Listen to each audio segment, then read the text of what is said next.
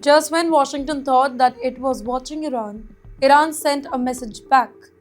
Not with words, but with a warship this time. After nearly 2 months at sea, Iran's multi purpose naval vessel IRIS Shahid Mahdavi, it has returned home. That is 57 days, ladies and gentlemen, across strategic waters under global scrutiny. And the timing? That matters. It is impossible to ignore. This is not a routine patrol. This was part of a BRICS linked naval mission. Basically, a signal that Iran is not sailing alone, that it is building partnership now, expanding its reach, testing endurance. The IRIS Shahid Mahdavi, it is not an ordinary ship that you think. It is designed for flexibility, long-range cruise missile. In fact, it is made for reconnaissance drone, strike capability. Well, a floating launch pad, you can say. A mobile command post, a message in steel. But you know why this matters so much? Because maritime power is projection power. When a country can sail far from its coastline, it shows confidence, it shows capability, it shows intent.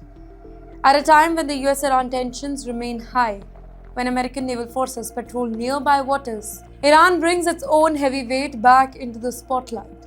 Coincidence or choreography? And yes, that's not all. Recently, Iran conducted joint naval drills with Russia. Yes, Russia, in the Gulf of Oman and the Indian Ocean. Live missile exercises, coordinated maneuvers, in fact, shared tactics. When Iran and Tehran they train together at sea, analysts pay attention because joint drills are about more than practice. They are about signaling alignment here. They are about strategic comfort, shared interest, and picture this now. Missiles launched over open water, warships moving in formation, radar systems scanning the horizon here. Drones lifting off from the deck. Now, this is not symbolic theater. This is operational rehearsal. The return of this warship, it is now reinforcing a narrative. Iran wants to show that it can operate beyond its immediate coastline, that it can stay at the sea for extended period of time, and that it can integrate the drones and missiles into naval doctrine.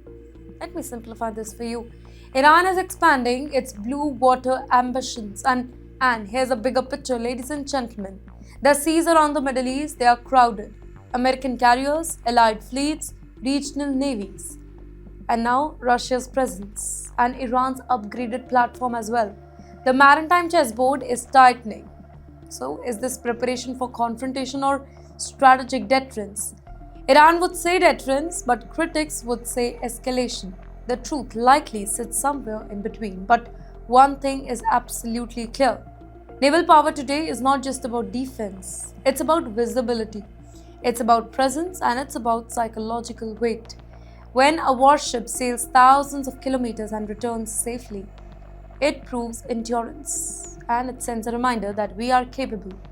The region for now remains tense, diplomacy continues in public, military positioning, it continues quietly, and now the Shahid is back in the boat. Iran has made its move on the maritime boat. In the end, what move comes next? Because in geopolitics, every sail raised carries a signal.